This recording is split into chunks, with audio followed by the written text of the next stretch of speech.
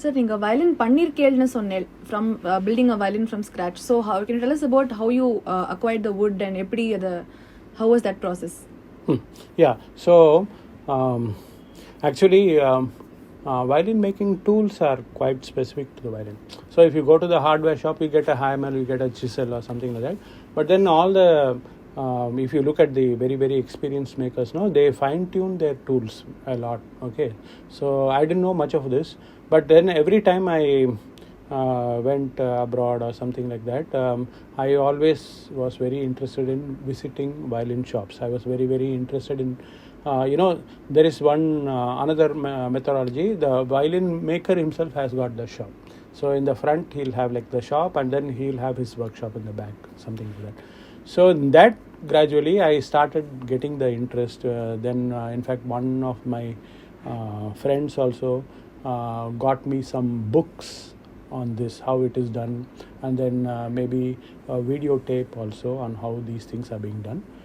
So then at that particular time I didn't start off with pine and maple. They are the woods that are actually made for making violin, and then actually this project took me like nearly 2 months. The 2 months is like a very very big luxury for me right now. Even today in this age I have to do something, and then I have to go play a concert, and then I have to teach, and then maybe I have to go out of town. So all these things are there, but earlier I had a lot more time and a lot more energy to do this. So I did select some Indian wood that I thought would be the equivalent of this. Violin has got traditionally it's got like 64 parts. So there are some very very minute parts. They're called purfling. Purfling is like a margin. Okay, so actually right now if you see some factory made violins or violins that are made without much detail to care, no, so they would have just drawn two black lines in the border. Okay, so whereas actually it's actually two pieces of ebony, and in between there's a piece of maple. Okay, so then how to make that, and how to make it, like it's only like around half a millimeter or slightly more thick, each one of them. So just imagine how much time and effort and how much thinking you have to go to do that. So it took me a lot of time, and then also because I was having a regular full-size violin made by a European maker with me, and then so every time I could play this violin as well as that violin and see and compare and do all these things. So even now I have started one setup. This is in a place called Puttur, which is near Mangalore in Karnataka. The advantage there is we are in the midst of the forest there. Forest means like the forest is like just few kilometers away. So every type of wood, most Indian woods are available there.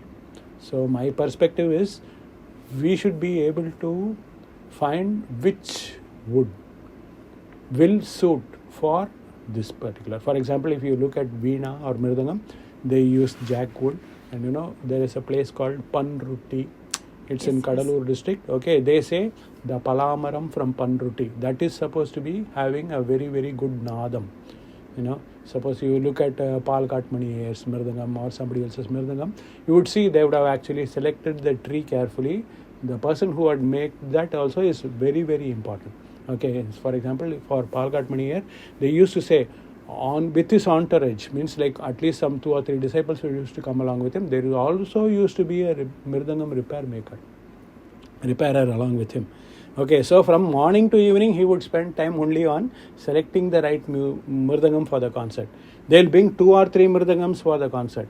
Okay, so first Maniyar will not come inside. The mridangam will come. For that itself one big applause, because he was such a big musician. And in that time when we had no technology, like it was basically open air concerts, no, in that time his instrument was so good that it could reach out to 100 people, to 300 people, 400 people without a mic.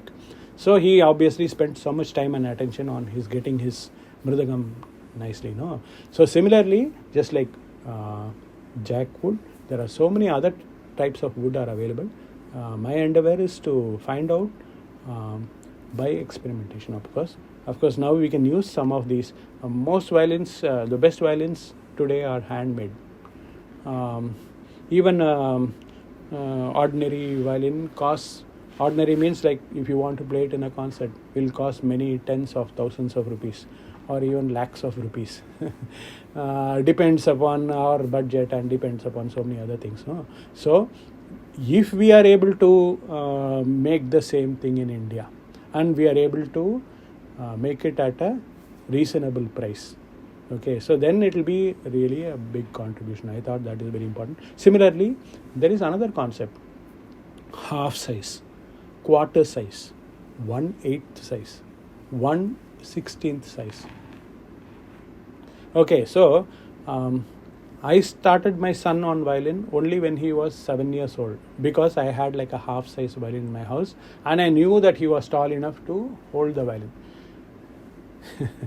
If you look at the Violin Vasipom, that's the book written by my guru, Sri V. Subramaniam. On the cover, you will see, I think it's his son, Murari. The violin is taller than him, or is almost as tall as him.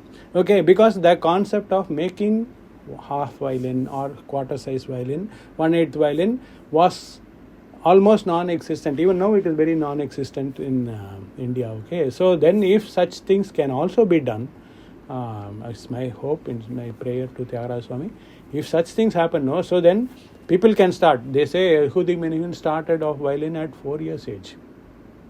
Okay, whereas people here are able to start only when they are 6 or 7 or something like that, and they start with violins which are much bigger than them, their size, their hand size.